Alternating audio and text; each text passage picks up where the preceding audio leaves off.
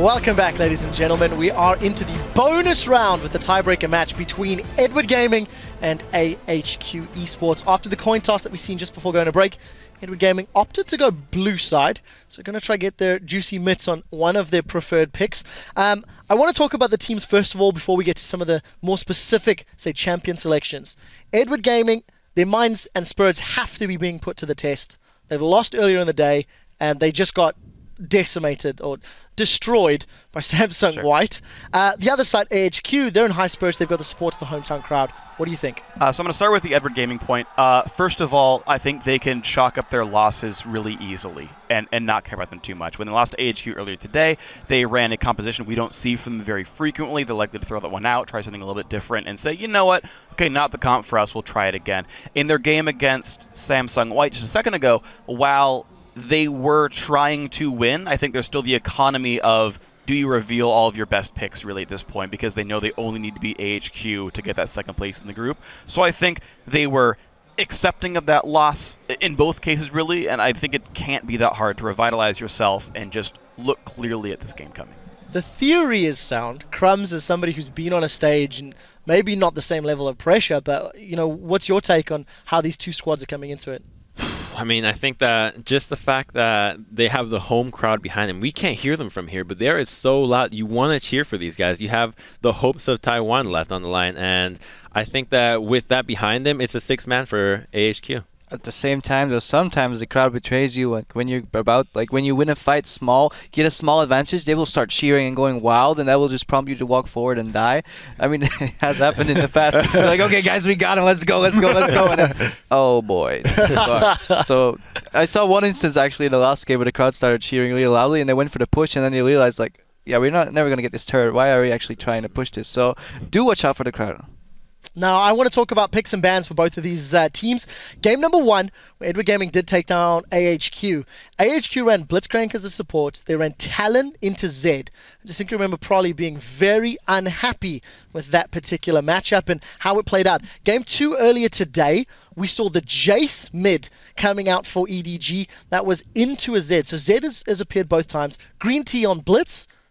Let's call a horse terrible. GreenTea on Thresh has been great. So how important is the pick and ban phase in this game? Well, you know what's so interesting about AHQ is that they have now taken down EDG, and it kind of makes you wonder because it seemed before they wanted these these Hail Mary picks with like Blitzcrank, but it makes you wonder, had they kind of played standard in this game in these games previously, how well could they have done? I think only so far GreenTea on Thresh has impressed me for him, but like all the other supports that he's played definitely wasn't really his thing. So I wonder maybe doing their research, EDG knows that it will just be early pick or even ban Thresh because they're on blue side if I recall correctly. So EDG blue, AHQ red, correct. that might actually be the way to open up this game and completely tilt it in EDG's favor. What troubles me for AHQ for this matchup, even though I think that they're going to come out ahead, is the fact that they lost the coin cost. So they are going to be purple side, which means that if EDG focuses on mid lane, which is a key factor for AHQ, let's say they drop 3 bans on mid lane and then first pick another one. What's westdoor going to do if they first pick something that everything that is left for westdoor would be essentially him counterpicking himself? Yeah, I agree that westdoor definitely can be attacked, but looking at the picks and bans, I put them up on my screen here. So EDG has banned Fizz and TF both times, and then they've either banned Maokai on red side or first picked it on blue side, and that's been their train sort of so far. Maybe they update that, maybe they change their things around, but they've already had these fairly constrained bans where they clearly care a lot about the Maokai top lane, and they clearly care about some of the champion pool here of westdoor, and I wonder how much more they are going to attack it. Yeah, we'll have to find out how that pans out. Both of these teams, of course, fighting for the chance to face off against Starhorn Royal Club, and this is something that we've talked about quite significantly with regards to Edward Gaming on that side. Is the weight of quarterfinals and knowing that this game determines the future of your world championship run, how much does that weigh on your shoulders? How much does that come into the picture? Because you know you have to win this game, but you also know what it means going forward. Leading up to the game a lot, after the game a lot, but I think once you actually hit the game, not so much anymore. These players are all professionals. They've been in high pressure situations before. They've played regionals. They've played playoffs. Like, they're used to this. They know they have to win, and then I think eventually they'll just play on their own game. I agree. You know, even for myself, sometimes in matches where it'd be really high pressure matches, and then when you go in before you start and sit down, maybe you want to puke, you feel sick, you don't really know what to do, but the second you get in that champ select, you start playing, you feel perfectly fine. Afterwards, if you lose, if you win, that's when all the emotions start flooding in. But Yeah, during the I game, agree. you're going to be perfectly focused. I think there are also just a lot of veteran players, especially if we look at Fzzf and Clearlove, who have a long legacy on World Elite. Also, their coach that we haven't talked about, Aaron, coming over from World Elite as well. Yeah, I used to play against FCZF even. Yeah, back exactly. in the Back in days Season 2. when I was still relevant. Oh, you still are? You're here on the desk. You're getting more FaceTime than Double Lift. Oh. All right, let's talk a little bit about the hometown heroes, of course. AHQ teams are busy setting up on stage, getting themselves ready for this incredibly important game. AHQ, hit and miss. I think there are some positives to take away, some negatives to talk away. Taipei Assassins have really let the majority of viewers down and the majority of their supporters down. So as AHQ being the team that's been in the shadow of TPA for the better part of 2 years, they're in home. They've now also got the weight and the pressure of their team. How are they, going to be representing themselves in their region? It's almost like a GPL tradition, being in the shadow and then coming out on top. That's true. Yeah. If you're actually scheduled to win, it won't happen. The way I see it is somewhat as if you're a sideline player, and then your main guy gets injured, and then you're like, put me in, coach, put me in, and then this is their time to shine. They can finally make it into like the main roster for the team. That's the analogy that I see that AHQ can pull off. Yeah, but and actually they're looking at where they face up. If they go actually into the quarterfinals, they might actually have a shot. If they beat one Chinese team, they can beat two, and maybe then one more, and then maybe never mind. I mean, I agree with you though. AHQ top 4 is incredibly possible. Like AHQ top 4 at Worlds is very sure. Okay, yeah, and TSM could beat Samsung White, but AHQ top 4 at Worlds is like actually believable. Is the thing. Explain the reasoning behind it. Why do you say that? Explain that. So Edward Gaming is on paper, and I know I keep saying stats to the contrary, back and forth. EDG and Starhorn Royal Club are very close in skill. They play different styles, but as far as the strength of the team, they are almost equal. Before this tournament, people that get leading up. Okay, sure, and maybe Starhorn Royal Club is better now, but AHQ comes in as underdogs. They clearly rose to the occasion. They clearly stepped up here on the world stage, have a real good shot against Edward Gaming. They just beat them 2 hours ago, and then they take that into the quarterfinal against, they know it's going to be Starhorn Royal Club, say, well, again, we beat one, we'll beat the other, and then you win a quarterfinal match that literally means you're top 4. It's a difficult task. It's a difficult task. We are moving towards the prediction game. Before I get you guys to lock in your predictions for this particular matchup, I want to talk about the other quarterfinal that we did get locked in. I know we briefly touched on it. That is even more David and Goliath. Team Solo Mid taking on Samsung White. But it is something that I think a lot of fans, a lot of viewers, maybe feel we're underselling Team Solo Mid. I know, especially Twitter, Reddit, there's a lot of fans throwing them out there. How does Team Solo Mid prepare for this matchup? Samsung White, they had an ego issue last year. They had a confidence issue. How does TSM plan for that quarterfinal? I think it's going to be extremely difficult because a lot of their practice partners are going to be in Singapore and may not be available or practicing amongst each other, whereas I assume TSM will be heading back to Korea in order to train.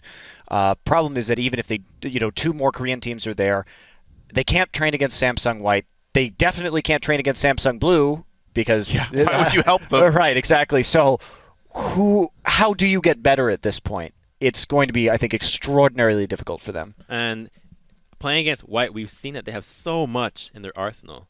And TSM just has to play and be like, okay, we're going to improve ourselves as a team. We can't think of strategies to counter this team. We can't think of bans to counter this team. There's really nothing to counter this team except being a better team. And to be honest, that seems like a pretty difficult task right now. Yeah, well, I mean, to answer Monte Cristo's question, I think you go to Singapore, right? You scrim those teams there who are trying to scrim, right? Again, you're on the other side of the bracket, at least until semis. But at the very least, you have these guys that you have no threat against for a little while. Yeah, you play against Alliance, you play against Shield if you can get those scrims. You play against those teams, and you get the practice in, right? And yes, you improve yourself. And to me, I think, to a certain extent, yes, you can prepare for a specific team, and you prepare, okay, here's the picks they might play, here's the champions they might play, here's the strategies they might play.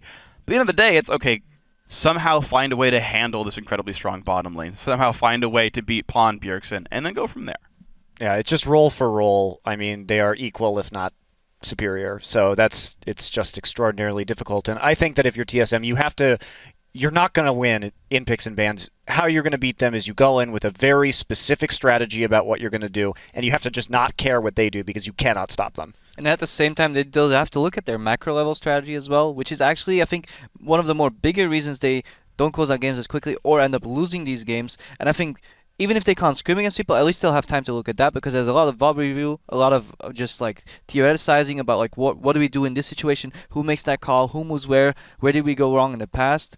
It'll be definitely an uphill battle because White they won't be sitting still either, right? They'll be watching all the matches of the World Championship, looking at what TSM has done, and TSM is a team with obvious weaknesses right now that are exploitable. White hasn't shown or hasn't been forced to show their weaknesses yet, if they even have any, so that will actually make it even worse. Yeah, a lot of food for thought for those two squads. We're going to pull it back to our tiebreaker game, and we are going to actually put you guys on the spot, because I want to know, before we throw it over to the caster desk, who our analysts are predicting to win the tiebreaker between Edward Gaming and AHQ Esports Club. Keep in mind this is for a spot in the quarterfinals, and Crepo, I'm going to start with you. Who's winning this and why?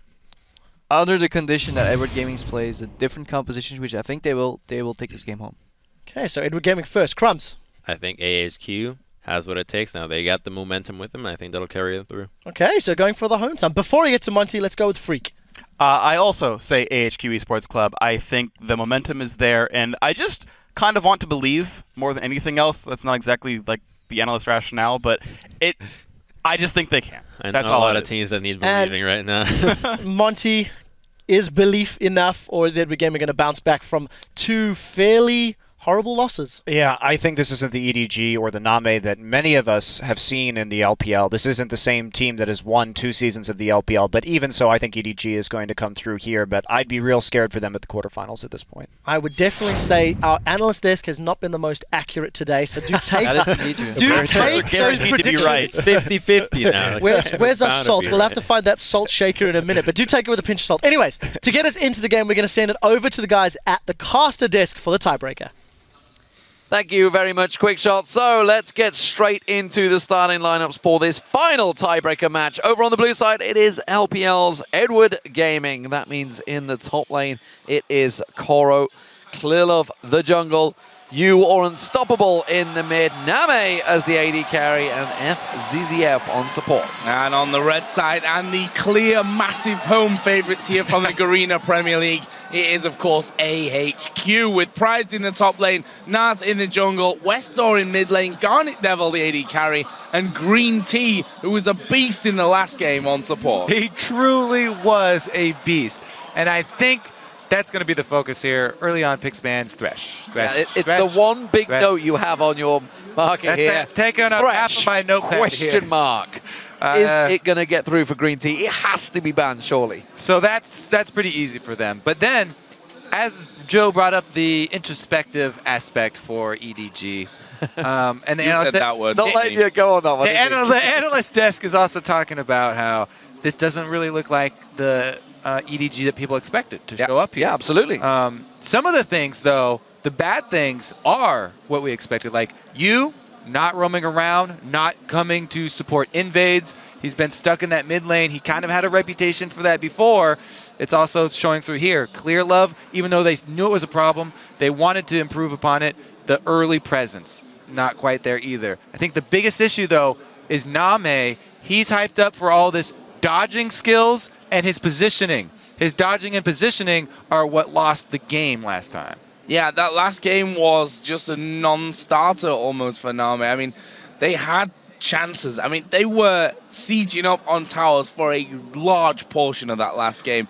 AHQ showing the strength in there, and, well, some amazing skill shots that you couldn't argue need to be dodged, but at the same time, they were hit from the support there of AHQ. So let's find out, shall we? Let's get straight into these picks and the bans and see exactly what's going to go down. EDG, of course, getting blue side this time.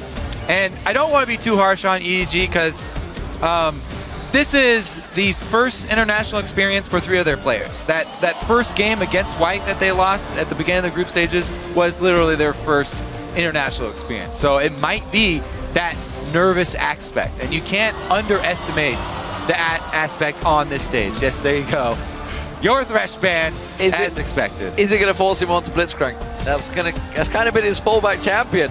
It does also mean that Maokai is going to get first picked in there. Janna's also snuck through.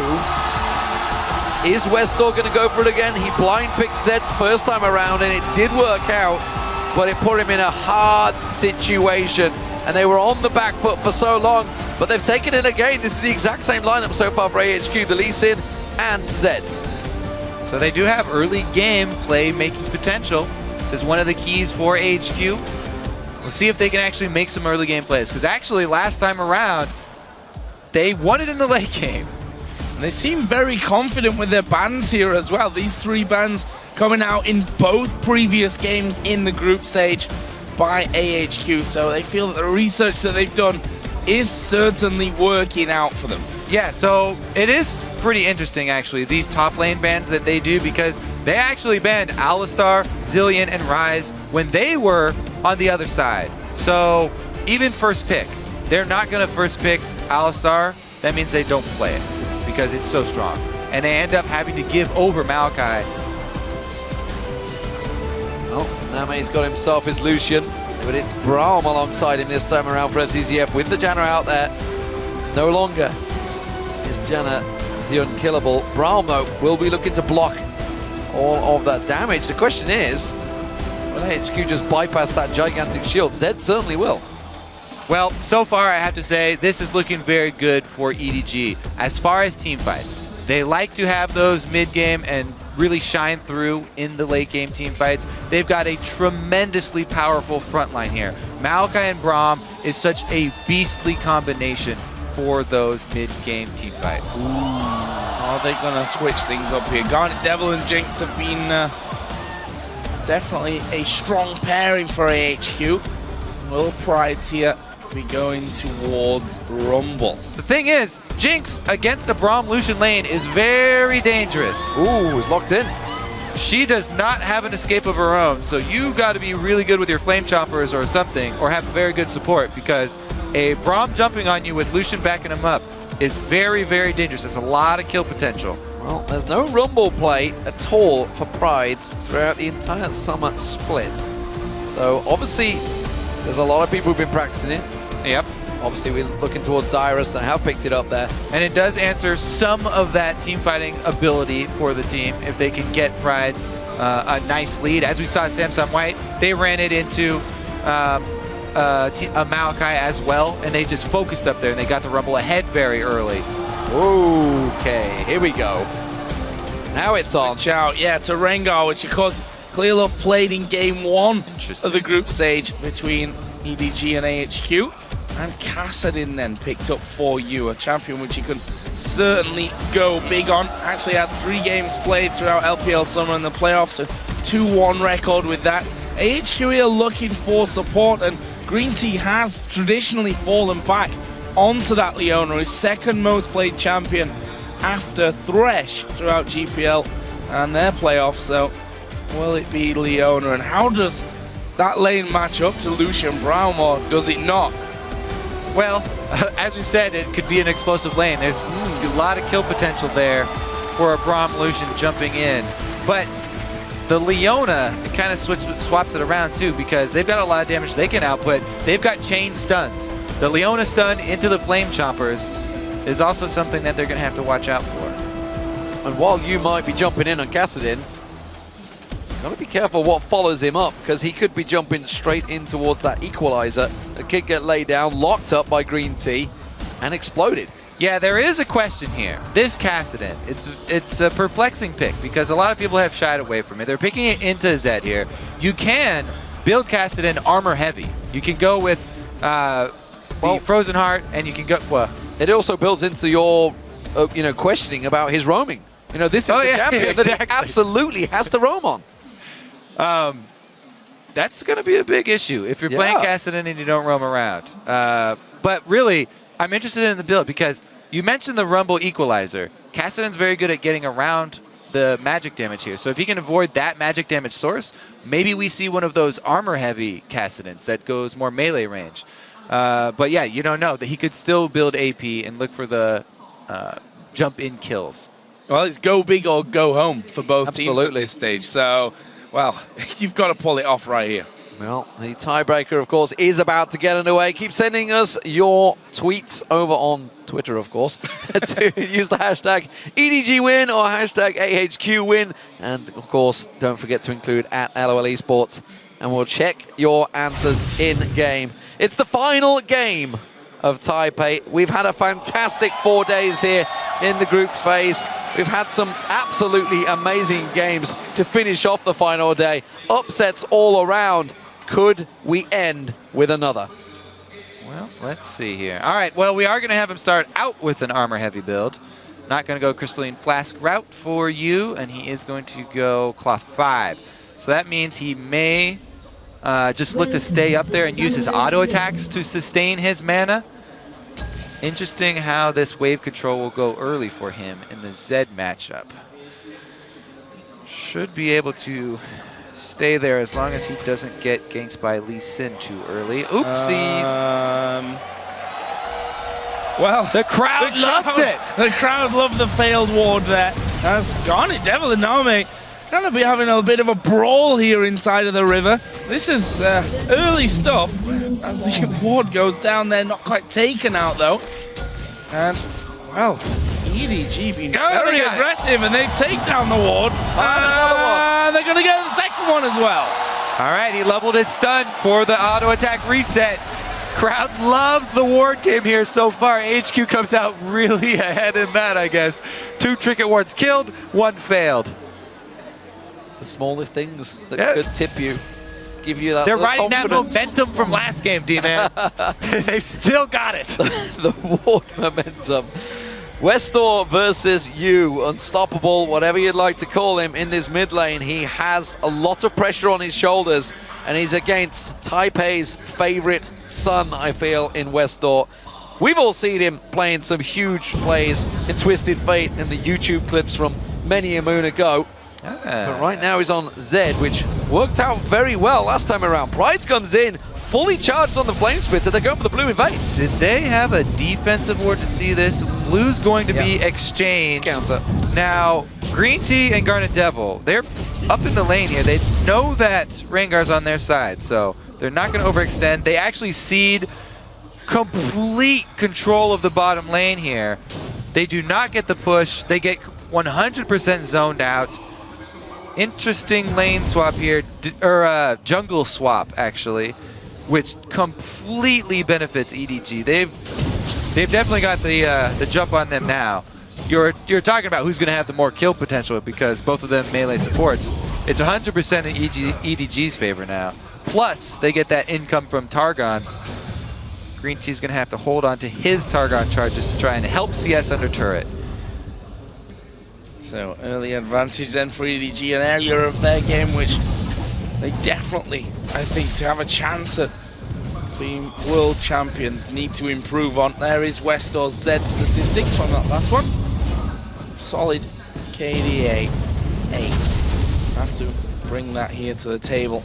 And this would, I think, truthfully be the first big upset of the World Championships if China's #1 seed were to go out to the 2nd seed of GPL. Here comes Nas. They're going to focus top, try and get that Rumble fed, turn a fed Rumble into team fight wins. Oh, they've drug painted him in. He knew he'd overheated, but he's gone too early. Nas, I he think got he's- into the middle bush. I think he's realized it, surely. He's already stepped well to his turret. Yeah, he's not having any of that. He's teleporting back. Yeah, so Nas was looking for a counter gank here just because of the aggressive style Prydz is starting out with. He thought there may be a move from Clearlove up to that side of the map. There is no move though. Teleport is burned, and they're just going to exchange purchase times. You're losing a bit of CS from that one there though. As Westdoor gonna go aggressive onto you, as you mentioned, starting off Cloth and Pots. There is Prydz. Back into lane with an amp tone and himself more pots. This bottom lane continues to be a problem, and a big one as well for AHQ. That jungle swap there of the blue buffs. I mean, GarnetDevil and GreenTea, there's no way that they could contest in lane. They didn't finish off the blue buff either, so. Gonna leave it there for a while, delay that second spawn. Nas just sees it now. He's gonna clear it out. Okay. 25 to 11 CS in this bottom lane. That's a hefty lead. No for wards though. NaMei. No wards. Here comes Lee Sin around the side. What are they going to be able to do? Should be fairly obvious. patient. There's the level ups. This would be surely the moment to go for it. But AHQ can't step too far forward without making it too obvious. Yeah, exactly. They have to be patient here. If they can draw out a dash from NaMei to go for harass, then they... Oh, the straight Q! The bait is strong. They go for NaMei. They're forced to flash away. They're going to try and turn this one back around. Fzzf does force him back, and the stun almost landed on GreenTea. Here comes They come off Clearlove. well on this one, and as you say, Clearlove is now coming in. AHQ have to back away and respect this. Managing to burn both of NaMei's summoners there, so Flash, Heal being traded for the Ignite of GreenTea. And EDG noticing that they've gone back there, just going to push Naz away. There's Clearlove's Rengar stats, and 2 for 2 at the moment. 10, 3, 19, solid KDA for him on that, and going to be doing a bit of counter jungling here. Meanwhile, that top lane, which we saw the action in earlier, is doing some good work.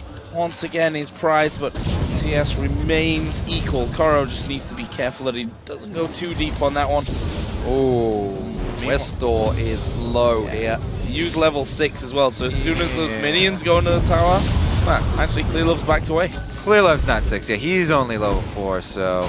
Wow, you're right. You could jump in. Oh, Prydz, he's got the whole wave with him. Equalizer goes down, hits the overheat on Koro. He's getting locked upon the tower, though. He's going to get taken down. One more shot, just about. Shields it off, tries to turn it back around. He has to back off from Koro here. He could sapling and twisted advance on him before he could do anything. Pretty nice outplay under turret, but it does create a discrepancy with flash timers here. Baiting it. Is there... Gonna do the damage there, but Koro... They've got to know this is a dive. Clearlove has to react. Clearlove is reacting as well. He's already there. That's a good ward. I think, did they spot that one actually? I think Clearlove was far enough up there that he did spot that ward coming down. So Koro going to clear out that wave. Yeah, there we see Clearlove actually scanned there on that corner. So he did see that go down, which means that no gank going to happen for AHQ. It also meant that Koro did recall. He's going to be coming back to lane with a walk, though, since his teleport was used earlier on. Similar scenario for Prydz on the other side, though. Now, the question is here for Naz. Does he want to try and play off the strong lane, the Rumble here, and try and turn that Rumble into the team fight power that we were looking for a Dragon fight? Or does he want to make the risky play and try and salvage the bottom lane? Because at this moment, the bottom lane is going to snowball pretty hard. Lucian with an extra pickaxe here over Jinx is going to go downhill very fast. However, they do have both summoners burned from NaMei. So if they were sure that Clearlove was not on the bottom side of the map, if they got some deep vision and they got intel on Clearlove's position, then turning around that bottom lane would be big, but it's just so risky at this point. Level 6, and they're both level 4 under turret. It might not even be possible to turn it around at this point. Straight up bullying him in this bottom lane. NaMei, is this finally the time where he turns up? Has he been bottling it throughout the group stage to finally actually react when it counts? Now is certainly the time for anyone to shine on either of these teams. westdoor, though, he's got to be respected. He does roam quite a lot this time around, getting a little poke on towards you, giving him pause for thought there. Didn't all in, just keeps his cool, and neither of these so far have thrown that ignite either way. And again, Naz trying to look towards the top, but it will get spotted by There's no flash for Koro, though, and he does hit the slow. What is Naz waiting for? Christmas, by the looks of it. He's not going to go in there. And or the World Cup. They hit the slow. He hit the slow. All right. Well, he's not going to go for it now. He's on the ward. Koro knows what's going on. Sapling charge probably in that side bush should be enough to protect him. Level 6. Oh, no. Clearlove versus the very, very weak bottom lane. Yeah, he's not going to get away from this one. There is Braum coming in as well. They're not even really under turret range. And that is a simple first blood from EDG. It's Clearlove that comes in. He gets that kill. They're going straight to middle. Oh, you could see Naz was pushing it with westdoor. The Dragon is a possibility. EDG are going to look to collapse towards that one. They will take that and look towards the top lane now. Koro, he's about to get dived by AHQ. AHQ better make this top lane move count. Oh, spotted by the pink ward. He's got to see it there at least and kill the ward. You'd hope. Well, if does it matter? Is the real question on this one. Equalizer's gone down. There's the death mark. That's going to pop as he comes back in, and that is a kill back. So they trade the kill. Oh, they might end up losing. GreenTea here. He's in the middle of nowhere. Good chompers coming down, but GreenTea surely will fall. Ultimate from Fzzf, and here comes you as well. He's actually going to dive under the tower, and it's a destruction down the bottom lane. They trade 1 kill for 2, plus a tower, plus a dragon. EDG not messing around this time. They've got the potential for those dives. They brought the strong front line this time. Much easier comp to pull off than the long-range poke comp, and they do not hesitate. They got the bottom lane ahead, set up NaMei to succeed, and that's going to be their clear path to victory here. Play off of that bottom lane, easy turret, easy objectives down there for them. Big, big lead. HQ do answer with the top turret, though. I just can't understand why they would go back to that bottom lane. They knew they had 3 members in the top, so they clearly told EDG there is 0 support down here. They knew they were on Dragon. They knew there was 4 members down there, yet they still walked straight down there without any ward coverage, and neither of them being level 6. Bottom Crazy. lane has been hung out to dry here. Yeah. Let's see what they can do, though. They're going to try and freeze down that bottom lane, it looks like. Interesting. That is a mammoth gap between NaMei and GarnetDevil. Yeah. 94 CS to 49. He's still not hit level 6, while NaMei is already at 7. It's already equate to what, 1,500 gold differential. That's over half the gold that GarnetDevil has. Oh, Prydz, he's caught out. He's in trouble. Yeah, he's got a flash. Good flash. Yeah, it's a good flash, and actually will get him back to the tower far enough. However, EDG now have 4 men in the top lane and can go straight for this turret, and we can see the AHQ coming back in. That's an equalizer across the entire team, and we are going to see NaMei here hit with the death mark. The other damage he does, and he goes back to the shadow in the lane. westdoor coming up big here. That gives them a hope. He's got both of the kills for AHQ. That also opens up the map. They can have GreenTea hard push. GreenTea can switch gears now, shove as quickly as he possibly can. Or GarnetDevil, excuse me. My turn to mess it up. You never catch me doing that.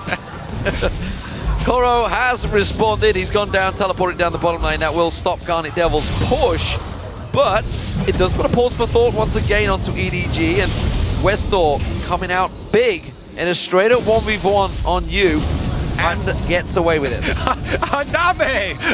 Got you already. He got you in the mid lane. He killed NaMei. NaMei, damn it!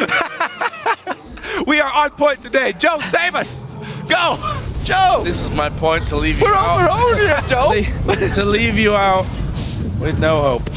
Right. Right now, EDG, 3,000 gold in the lead, 30 minutes in. They're looking for another turret. I can't believe that. You'll never catch me, Kappa! Oh, I think we might need to bring Riv and Jack on. It's been back up here. It's been a long day, ladies and gentlemen. There is Tiebreaker game. some fantastic matches today. Currently, Edward Gaming are looking to get their place in the quarterfinals. It would be against Starhorn Royal Club, so it would be an all-China affair if they were to get there. And AHQ are not done with yet, especially if westdoor has anything to do with it. Yeah, I feel like he could be the hope for AHQ, as I think, you know, the initial pressure was on westdoor to perform. He's probably the biggest name, well, I say probably, he is the biggest name in this team. And he's got a lot of weight to carry on his shoulders. He's going to have to go massive here in the remainder of this match if AHQ are to take down EDG for, you know, a second time in one day. Would be pretty incredible in itself to book his semi-quarterfinal place. There is westdoor. He's going to try and get away to the shadows, but they're all there. Puts down the death mark, but not enough damage to get, nowhere near enough damage to get the kill. And he falls. That's Clearlove's second kill of the game. Great use of the Prydz Stalker there. You've got the double pink wards, hides in the pixel bush. And the passing westdoor has no chance of escaping there. That's why he turned around and used his ult. He already used his gap closer. There was no way he was going to escape. Let's see how EDG actually turned the screws this time around. Because remember, they did have a good early game last time. They had the lead, but they took so long that they gave AHQ a couple openings. They gave up the top turret for saving the bottom inner there. Prydz could have held on, but instead he's had to go and keep Koro alive. GarnetDevil reacted to covering off this mid lane, but while all this lane advantage is working EDG's favor, it's giving you basically free time to get going on that Kassadin. We all know what happens when Kassadin finally gets his roll on. He's almost got the Rod of Ages completed. Zhonya's Hourglass seems to be following, but we'll see whether that Seeker's Arm Guard progresses into it. Of course, could just be to prevent the damage from westdoor. Now, what AHQ are hoping for at this point in the game is EDG to try and group up and try and force something. Maybe preying on that pressure that they're feeling to actually end it out quicker this time. Because AHQ have the ability to turn around a dive. They've got full penetration on this Rumble. If they can actually turn around a dive and a team fight from EDG, then they can come back here in this mid game. EDG do have the Braum and Maokai, so if they get a little happy here, trigger happy, and dive this. Bottom lane, Prydz. Never mind. You heading down towards him. They're all He's already going. backing away. Everybody's heading around there. GreenTea's focused on. There goes the equalizer. Prydz tries to juke it out, using that push to the advantage, and he's got so much damage on you. You has to try and get away, but he gets locked up. GreenTea comes around. Solar Flare locks on towards Clearlove. Clearlove gets knocked out. Nas finds his target on there. Fzzf now focused on. He gets locked in. GarnetDevil can't get close enough, but NaMei is getting free time in the inner lane right now, and he's pushing up the mid. That time in the mid lane is paid with blood, though. 2 kills already. Now they're going to get FCZ. Yeah, westdoor coming into this one. It will be westdoor to pick up kill number 3. And you see NaMei, he actually took the route through the top side of AHQ's jungle to get away from that middle lane. And this is the danger. And it was in that last game as well that AHQ aren't scared to say, you know what, guys, they've got a bit too far up that lane, fight them. This is their game. This is what AHQ survive on. And it wasn't a tower dive, but it was an overextension of EDG. They all jump on Prydz here, and U does not respect the power of the overheating Rumble. Goes down even to the minion attacks in the long range right there. And then Nas, as you said, this HQ team, they do not hesitate to jump on skirmishes. So they jump on EDG and they come out with 3 extra kills. NaMei bought some time in the mid lane, got a bit of damage and some more minions, but not worth it for them at this point. They are giving an opening back to AHQ. Rushing that Seekers. I think this was an obvious vote as well. A lot of people rooting for the underdog of AHQ. They've got a long ways ahead of them, though. Clearlove going to flash in there. They're going for GreenTea. They have the equalizer coming down.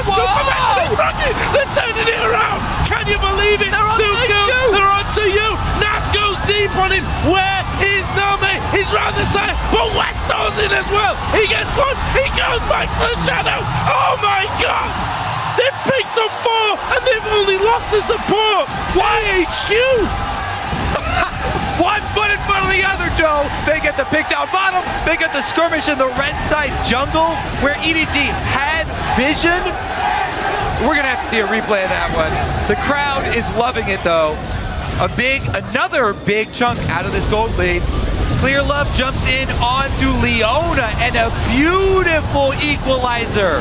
3 members. GreenTea sets up the entire fight. GarnetDevil with the beautiful rocket to finish them off. And then westdoor 2v1, able to get the kill once again onto NaMei. Yu has to jump over the wall to escape. He 2v1 the carries. That was westdoor. Yes, sir, he did. 2v1 versus you and NaMei. And they managed to get the kill. And that differential in CS for NaMei, yes, it was a big deal, but GarnetDevil's catching up. He's getting the assists, and westdoor, he is rocking and a-rolling right now, but it's all about Prydz this time around. Holy hell. That has equalizer. Been stomping on Rumble. Rumble this tournament has been impressive. He's a top lane champion that I was not expecting to see going so big from some of these teams. Once he gets those the boots of penetration and the haunting guys, never, ever underestimate the power of these pre-20-minute Rumble ultis. Prydz comes up big. As well, the fallout from the rest of the team. We have to give it to them. GreenTea there, he took the brunt of the assault from Clearlove, and then GarnetDevil followed up with a rocket very quickly, turning the numbers in their favor. And AHQ were able to regain vision control of their own jungle. You know, from what I've seen of these teams, even if EDG do manage to get through to that quarterfinal, you gotta think the Starhorn Road Club are by far the favorites. They have had such an impressive group phase, and EDG are stumbling every step of the way, and AHQ are pushing them to their limits right now. EDG look to have this game in the control, but suddenly AHQ, they are winning these fights every time they brawl. Crazy, crazy game. Well, crazy pair of games. Whatever happens in the rest of this one, being two cracking matchups. You see EDG moving in, gonna clear out some wards. Look at AHQ's position. They're trying to group together. It's an interesting scenario because EDG, they have this lead that they wanted to make use of. Of course, that's understandable, but you know, they've got these two champions, they're solo laners, both with Rod of Ages, both trying to stack up, and they fought when they were fresh Rod of Ages on both of them. And it was just a good job of AHQ turning those, you know, sort of dives, I guess. Well, they're out of position back here, though. around. EDG have 4 or 5 members all in and around the Dragon. 30 seconds for that one. Prydz and Naz have both gone in towards that top lane. They've suddenly realized, oh, we are out of position. They got 0 ward coverage in there. EDG can see absolutely everything in this lower half of the map. So this Dragon will be theirs. Yeah, to the point where they seem to have left Clearlove to pretty much solo that one. They've got such good vision down in AHQ's jungle that they're not going to be able to come anywhere near it. AHQ, though, are moving closer and closer towards that middle lane. They've not got GarnetDevil anywhere near them, so NaMei and Clearlove will have free reign, and that will be going over to EDG. That increases their lead now. All 3 dragons going their way, up 3-1 in turrets, but AHQ, they're the big fighters in this one. Yeah, EDG have calmed down a bit though, took a deep breath, collected their thoughts here, and they're gonna wait on their stacking items. They're gonna group up for the team fight to try and make use of this front line that they have. They do have control of the map, so they can slowly get those advantages over AHQ. Have to be worried about overextending like that again, though. Absolutely, it's give them pause for thought, as you mentioned. It's slowed things down. NaMei went and got himself his second item complete, though. And that is a big deal. The Ghost Blade going in with that Infinity Edge. westdoor shoves another wave in, that will get cleared. And at the moment, AHQ themselves, you know, they've not gone wild. Off the back of picking up those couple of kills, they haven't gone headlong rushing in towards the tower thinking it is our game to win now. They are very much taking their time and being careful about the fights they take. Yeah, look at this. They do not fight outside of their own vision. They have slowly just littered their own jungle with vision. They gave up that dragon. Nobody even thought about going out there. They didn't waste any time going outside. They're going mid. They see NaMei out of position. They're rushing straight for that mid lane. Oh, can they take it? You're going to come across. NaMei will slowly but surely make his way to that mid lane, or at least so that AHQ lose vision of him down bottom. That's forced them to back away. And EDG's turret will be safe for now. Clearlove is actually making a move down there as well, so maybe looking to trap someone out. There'll be a pink ward of EDG there, spotted. They're waiting for it. They're waiting for the fight this time. They see the pink ward there. They know the blue buff is up. They don't really want to fight in the jungle over this blue buff here, AHQ. EDG are still massively ahead. Well, I guess they can because Koro's going up top there. Maybe he'll teleport in. No, he just wants to steal it. They don't want to fight over it. Managing to take it there and get away without any problems, so a bit more for EDG. They're piling up in towards the top half of the jungle. They were trying to catch Koro out there. They saw him come around the side, but Prydz will go for it, actually. It's going to be a one-on-one. Koro in there. Is this a really fighting far one? away. Koro comes around. Nas misses the kick, and they are going to back away from this one. AHQ do not want to fight here, but EDG absolutely do. Fzzf tries to lock in their GreenTea. Taken very low, has to use the solar flame, will get locked down. There's the equalizer going down. Koro is still going to focus. westdoor, as you mentioned, just joining the fight. Koro survives. You gets focused. westdoor comes on towards him. Hasn't quite got enough to finish him off, though. Yes, he does. Finally gets himself a kill. It's only a 1-for-1 trade, though, but it's AHQ doing the chasing. They should head towards that mid tower now. They've got the minion wave actually pushing with them. Take the objectives. They've got position on them. They should be able to get that global gold. Mid turret is under fire here. Prydz is backed off. Not that much wave. Oh, Clearlove scares them himself. He's teleported. Koro comes back around. He teleports in towards him. Prydz was not there. Clearlove is low, though. Fzzf is low, but AHQ are dropping. Prydz is taken out. GarnetDevil goes down. westdoor is running. And just like that, Beautiful EDG, teleport. beautiful claps from Koro. That seals the deal there. Yeah, great teleport there from Koro, able to lock them in. And we saw the power of this really strong front line, forcing that fight in the red side jungle when they saw westdoor all the way bottoms, trying to split push with that Zed. Not really got anyone to match up to the tankiness that EDG have right now, and it's just become a little harder for them as well. Zhonya's hourglass for you means that he can avoid westdoor's death mark. And I think that could, as things go on, be the problem for AHQ. Obviously, Naz, you'd expect now the one to get a bit more defensive. Because, well, Prydz, he's full on damage at this point. Just picked up a Negatron cloak.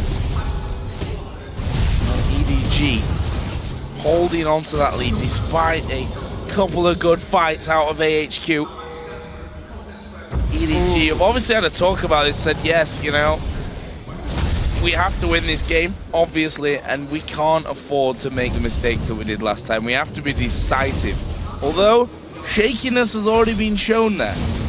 Well, one thing that won't happen again is westdoor soloing you like that. You has now completed his Zhonya's hourglass, so he does have another answer for westdoor if he gets targeted once again. So westdoor gonna have to change his focus completely to NaMei now for the assassination. And NaMei's already working on his answer for westdoor. Quicksilver Sash is in the works for NaMei. Once EDG have those two key items on their two carries, it becomes very, very difficult for westdoor to pull that off again. We did see it anyway, though, in the end of the last game. Yeah. They were still able to take out NaMei. Well, it's going to take a fortunate series of events, though. AHQ playing a risky game, knowing that Baron Bait is a possibility.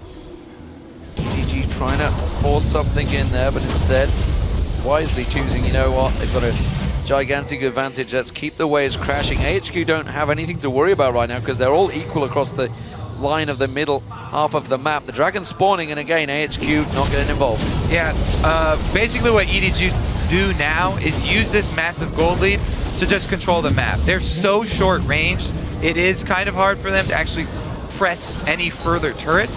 So all they have to do, control the map with their teamfight prowess. They continue to get the dragons, they get the control around Baron, and then they can look for picks. This Braum, Maokai, Rengar, Kassadin, crazy pick potential. If somebody walks into EDG wards, away from turrets, they can easily catch somebody and follow it up. Biggest part about Kassadin, chasing down people even after the rework, even after the increased mana cost here that's going to stick around for him. They can still jump on targets. And now EDG have grouped themselves towards the bottom side of the map. westdoor making short work though of that minion wave. And EDG decide, nope, not going to keep pushing on through there. We'll steal away the jungle, replenish the wards on that side of the map. Yeah, the point for them shoving in is to shove up the waves to pressure HQ, and they use that time to get that vision down for their picks. Both sides of the jungle, they do have potential now.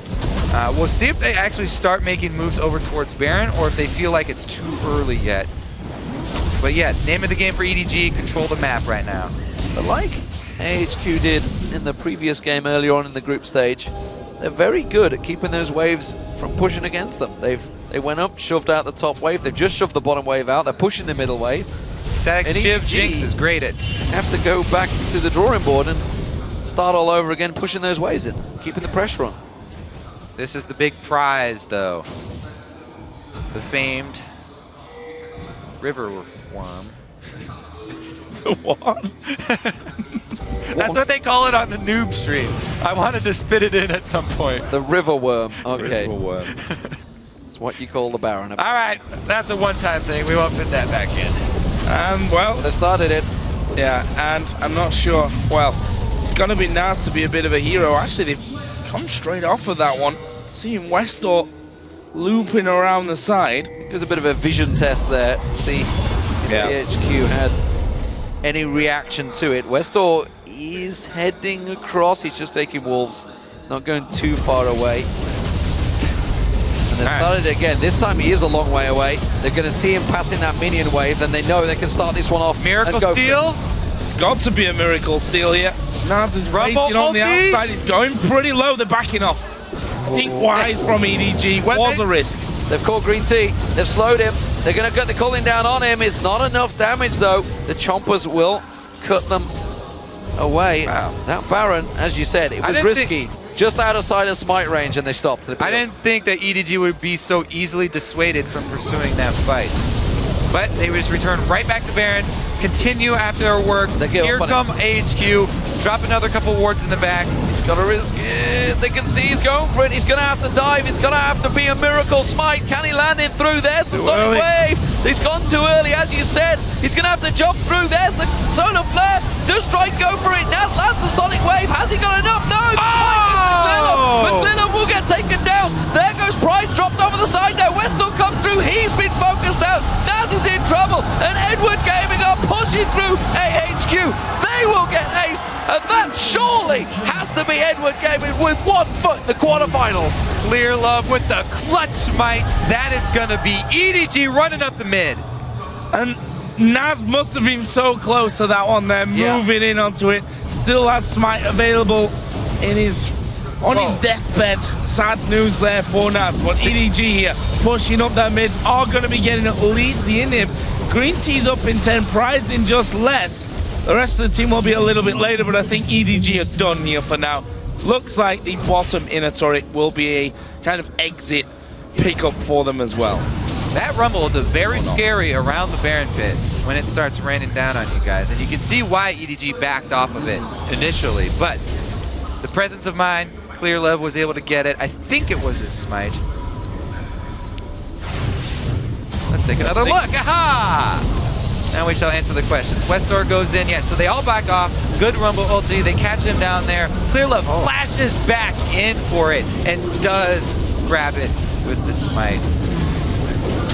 I don't wonder why Naz didn't go for the smite there. He was certainly stood next to it. Nobody was anywhere near him. Well, he was waiting for it to get right into range. Just a little bit slow on the trigger finger. Clearlove flashed in to try and get a Q on it, I believe, as well, an empowered Q. So that burst. Probably wasn't expecting that burst. Leaves EDG 13k ahead. Half an hour, let's call it, into this one. High scoring in kills though, 14 to 11. But it's a massive lead for EDG. And we come back to kind of a similar scenario to last game where AHQ can't afford to just sit back and lose tower after tower after tower, however slow. At some point they have to say, okay, we try it now.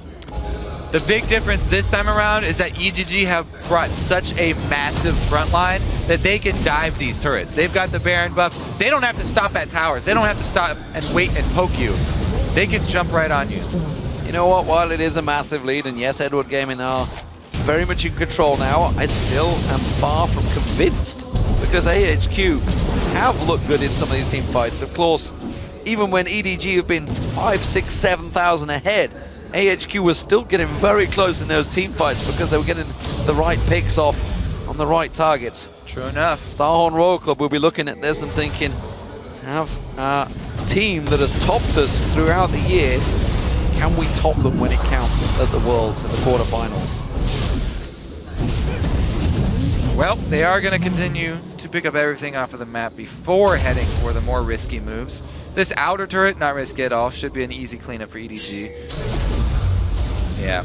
No, they shouldn't even... they're not trying to defend this one. We can see they're all, basically all 5 from AHQ are in the mid lane. Minion wave's going to come through and that tower will go down. So you just edging forward in the jungle just to see if anyone would come out of the base to try and defend that one onto Hammerlock, get some vision down, which will be quickly swept away by EDG. So only the base stands here for AHQ. Disclaimer, of course, this is the exact position pretty much that we've seen games change today with an inhibitor down in the middle lane. Last throw of the dice for AHQ Esports Club here, I feel. Culling doing its work, forcing AHQ away from the Nexus turrets. The inhibitor turret, sorry, the inhibitor turret will go down. There's the equalizer from Prydz. They lock up with the solar flare, but this is a very disjointed fight this time around from AHQ. The exhaust on westdoor is doing exactly what it needs to. Prevents all of that damage going out. He will find himself 1 kill. You, though, does manage to get down the Zhonyas. It just pulls off to the side there. GarnetDevil locked up, Clearlove poking on towards him. NaMei comes around to sweep up, gets himself 1, 2. Will he get the 3rd? No, you will claim that one. Westdoor comes around the side. Westdoor gets himself another. NaMei gets a triple kill though, and he is left alone in that mid lane. It was a very sloppy fight, but it is Home NaMei guards? that pushed it. Mark? Is Westdoor going to buy home guards and go for this sucker? Oh, home guards up. There they are. Where's he going? He's got no ulti. He's got no Blade of the Ruined King active. And yeah, NaMei has gonna have his Ghost Blade in a second, so that's dangerous in itself. Gonna take this inhibitor down, keep Westdoor at arm's length. He's got the shield from that Bloodthirster as well, which makes it all the more difficult to actually take him down. So 2 inhibitors gone from AHQ. The 4 for 4 fight that happened there, though, keeps them at least for now somewhat in this game. All right, so they actually leave this turret standing for quite a while with low health and take a decent amount of damage from it, which is why HQ are able to get this fight so close, because the team of EDG was split off there. So a lot of extra damage being dealt 5 versus 2 while it stood. But as we said, in the end, frontline here gets to go in. Look at this move from Westdoor, by the way. Shadow jumping over to you at the back. And then the last E there, able to pick up another kill. But as we know, NaMei, last man standing with the extra lifesteal, able to pick up the inhibitors, which pretty much sealed the deal here for EDG. Sloppy teamfight. Clearlove Ultimate's not going to do anything there. Sloppy teamfights from EDG still throughout this one. And that was I think they were 14,000, 15,000 gold ahead in that one, as you mentioned on the tower. And again, almost getting ace themselves. Some tricky fights, but NaMei is actually delivering this game. He is 9-2-5, dominated the early game. Obviously had almost double the CS of GarnetDevil in the lane phase. Yeah, that start was really, really rough for HQ. Shoved all the way off first minion wave as Jinx and Leona, even just Jinx Leona going into Lucius Rom, gonna be tough anyway. It's hard as well. I mean, if you look at NaMei there with that Quicksilver Sash in the Zhonyas in the mid lane, Koro is just so ridiculously tanky, burning through him. You saw him in that last one. I mean, he took 4, 5, 6, 7 turret hits before he actually went down. And there, as the Baron spawned in, EDG are going to go straight back out. And AHQ not even going to be able to challenge for this one. They've got all on just defending their base from those super minions. You like that jump from Clearlove, by the way, from the back of the red bush there? Getting vision into Baron. Nice little hop. That should be it, though. EDG, Baron buff, 2 inhibitors down. They marched their way out of the groups here. Well, AHQ all went back, purchased anything they could, pots, the lot, anything that could help them just try to keep them at bay for this one final push. Edward Gaming looking to just siege their way and just brute force their way through onto this final inhibitor turret. Clearlove off at the side, getting spotted by that Warden. Super Minions still pushing down the mid. Man, have Well, he's AHQ ulted. put on a show. Here goes Clearlove, though. Throwing over the top of the big one there. Prydz going to pop a very early Zhonya's, but I'm not sure he'll be able to escape. Throws down the equalizer before he dies. Now it's going to be the next target, and there is Yu in the middle of the base. Can he finish them off? GarnetDevil and westdoor got onto the fountain. That was the super mega death rocket. Well, the Zhonya's did come out. westdoor does get one, but he will die. And there is an ace in the end. And it's going to be Edward Gaming that push through, take down AHQ, and march on to the quarterfinals. Congratulations to EDG. They do make it out of groups through the tiebreaker. And we will get to see that China versus China next round. Far from clean for Edward Gaming there. They would have rather avoided this last tiebreaker game. And it almost makes it more heartbreaking for AHQ as well, the way that this has gone. You know, bowing out without this tiebreaker probably would have been less painful for them overall, but Hey, give them the credit. They've been, today especially, the win earlier on, the team fights in this one that gave us that few moments of, wow, can they actually do it here? They've done it before. They're winning the fights despite being behind, but just wasn't to be. They definitely put on a show for this home crowd and pushing it to this tiebreaker, pushing it to the limits. They showed up way more than people expected of them. They definitely rose above that bar. I'll tell you what, the body language of Edward Gaming there says everything. They were far from happy with that victory, but AHQ bowing to the Taipei crowd here. They put up a great performance, honestly, like you said. You know, they pushed them, especially in that first game in the group stage. The fact that they've managed to come from a 1-on-3 situations to tie at 3-3 was fantastic in itself. And they will obviously go back to drawing board look at what could be and how they can turn things around and come back to 2015. Exactly. I mean, it was so close to being a fairy tale ending to the day almost. We're going to see Edward Gaming as well, giving their respect to the fans here. And for those guys, there's some hard work to be done before they get to that quarterfinal stage where, of course, they're going to be playing against an old nemesis, I think we can say, a team that knows them, you could argue, better than any other.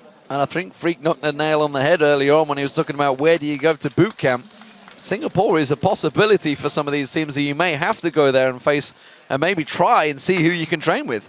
Exactly. You want to seek out the best scrim partners possible for you because the road ahead just gets tougher.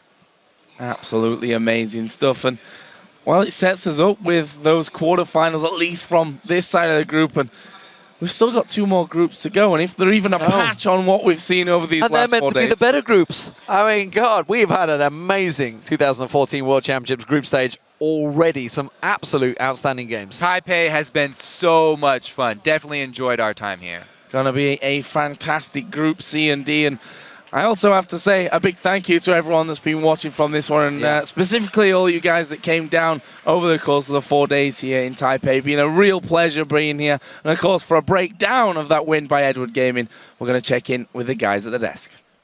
Thank you very much, gentlemen. I also want to give some props to the local audience because I believe a typhoon has actually just kicked off a few hours ago, and the die-hard esports fans are still sticking around. Edward Gaming, they pulled out the stops. Both Monte Cristo and Crepa, you guys called it correctly. AHQ, they fell behind in the laning phase, and despite a rally in the mid-game, never really pulled it back. That Leona Jinx, it just took too much of a hit too early, Crepo. Yeah, as far as I know, they lost pick Leona. Yes. They picked Leona into Braum, which is a really tough matchup in my opinion, because usually Leona, you want to pick that into something that you can actually engage on both support and AD carry, as well as like if you somehow magically manage to engage on the AD carry, Braum can just easily position himself in between Papa's shield, let alone just tag both of you with the passive, and it's an incredibly hard lane to win. I think the Leona pick only came out because they had Cassidy. There was no other hard CC left in their team comp. They had Rumble, Zed, Lee Sin, Jinx. You need something to keep Cassidy locked down. What else are you going to take? Just let him roam. He did anyway. I mean, when you team fight, though, you got to lock him down. Yeah, it's been a really, really long day of games. Edward Gaming eventually closing that one out. I would say NaMei looked better in that game than I think he has the rest of the group stage. Maybe a little over the top, but yeah, his Lucian really helped his team towards the win there, Monte Cristo. Dominating lane performance, good positioning for the most part in team fights. Do I think this is still the same NaMei that we've seen in the LPL? No, he's still ramping up, and I don't know. I'm worried about EDG when we talk about Starhorn Royal, because Starhorn Royal Club has performed better. Now, of course, they had a softer group to a certain degree, but EDG, when you look at the AHQ games, when you even look at the Dark Passage games, there are some concerns. Yeah, I completely agree. EDG had great dragon control. Free kid to chime in? Yeah, so again, EDG played their type of game we expect. They were strategically pretty sound. I do want to get back to the NaMei point, though, because, and the cast has brought this up too, his first international event. Yep. Right? And he's slow to start. And this was a question that we had asked, and it's one that's been partially answered, where he is warming up and getting used to it. Just kind of true facts here. And now he's got to go play in Korea, where now they don't speak his native language anymore. So just that gets harder to play in a little bit, just to kind of go day to day. So, yes, good luck EDG now practicing and getting used to all this. It's going to be very interesting to see how they perform against Starhorn World Cup. All right, guys, it has been a wild week of action to kick off our World Championship. Let's take a look at how the table is set and who will be playing whom in those quarterfinals. Group A, Samsung White and Edward Gaming are advancing 6-0 and 3-3 records respectively. From Group B, it's Starhorn Royal Club at 5-1 and Team Solo Mid narrowly getting towards that first place seed. We can actually start to fill in our tournament bracket with the teams as they find themselves. We already know that Samsung White, they clinched that first seed from Group A. They will be facing off against Team Solo Mid. Then we know that the Starhorn Royal Club, the leaders of Group B, will take on Edward Gaming in an all-Chinese quarterfinal, locking up that number 2 seed from Group A. Both of those matches are best of 5. They will kick off on Friday, October 3rd at 1 a.m. Pacific time. It's 10 a.m. Central European Standard Time, and that will be live from Busan, Korea. Coming up next week, we have a hotly anticipated group stage where 8 more teams will descend on Singapore to fight for a shot at the Summoners Cup. Singapore is going to be absolutely amazing. Mainly, I'm looking forward to seeing Group C. Group C, Group of Death, many were calling it. Who knows? Samsung Blue, the #1 Korean seed. Everybody's wondering if Fnatic can step up in that group, if LMQ can step up in that group. LMQ, you're headed to the World Championship! And of course in Group D, Knight in White, Shield, Alliance, Cloud9, all these great teams. It's gonna be so awesome to watch.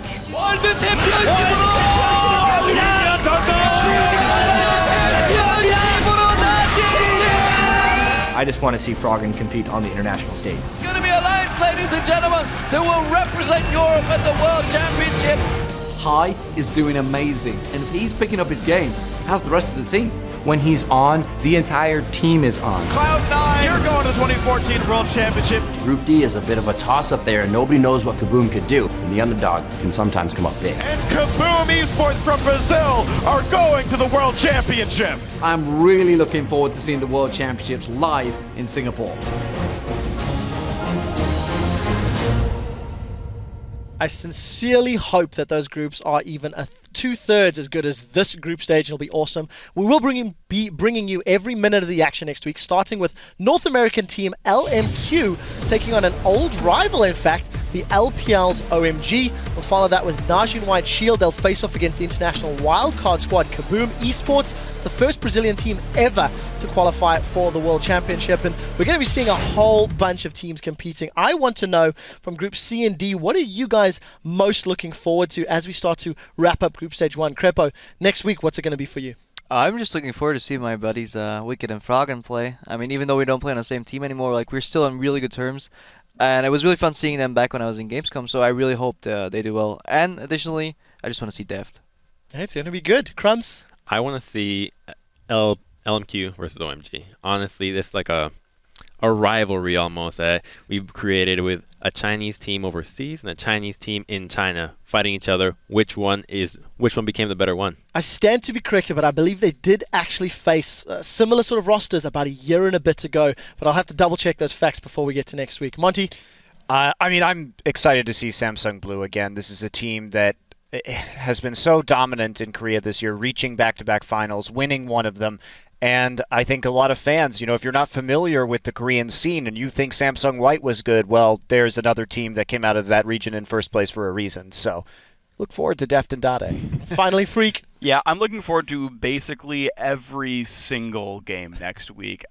No matter the storylines. Crumbs, you talk about LMQ versus OMG. I agree. I want to see Gorilla the original Janna. Everyone's been hopping on that hype train really fast. Just down the line, I want to fanboy over Deft. Like, every single game is going to be absolutely wonderful. Standings or not, it's going to be great. Yeah, I personally think we have to see how Fnatic rock up as well. Semi-finalists last year. Which Fnatic's going to rock up this year? That's really tough to tell. Yeah. I've given up on trying to predict Fnatic. I've done it for many years now, and I'll be like, yeah, Fnatic, they're out of the running, and then they show up. Or Fnatic are looking really strong, and then they're gone. So I'm done trying to predict. They end up top 4 at like every event they ever go to. Well, we'll see if they can do it again.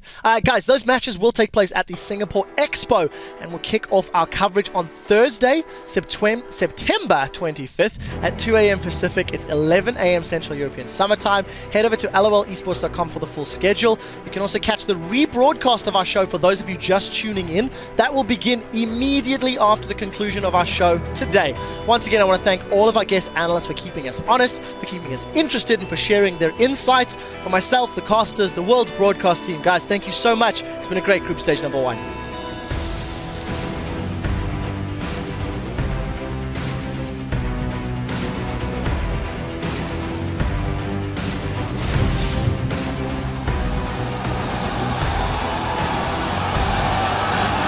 This is just so crazy. We've been waiting the entire year for the World Championship to start, and it's finally here. Just lands on towards him. The wave comes riding through along with the Aqua Prison on NaMei. Taken very low. Has to back away from this one. Mana fancies it. Mana gets it.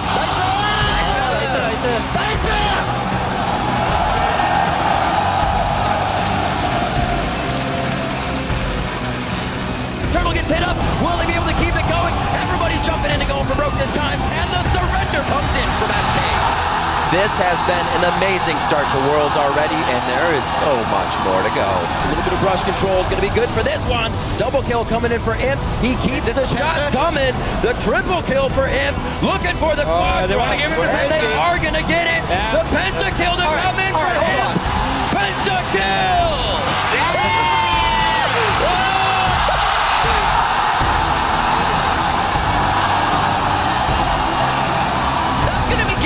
It up, but that's going to take him very low in the pit here. Can he kind of jump back in, but it's TPA coming out on top. And they got the damage thing damn well, right?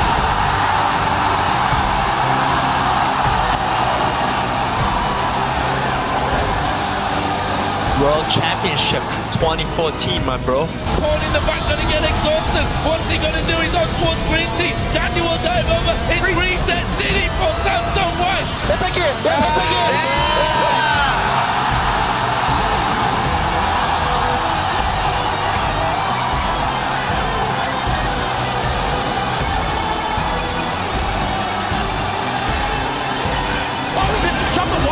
Right in the face of Team Solo mid, but Love is going to try to engage. The double kill coming in from Dyrus on Rumble.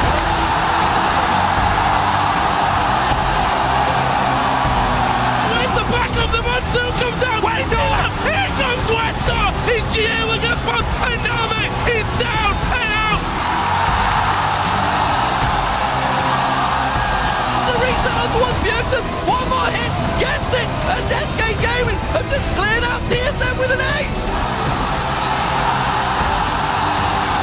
There goes Prydz dropped over the side now. Westdoor comes through, he's been focused out. Now he's in trouble, and Edward Gaming are pushing through AHQ. It has been a wild week of action to kick off our World Championship.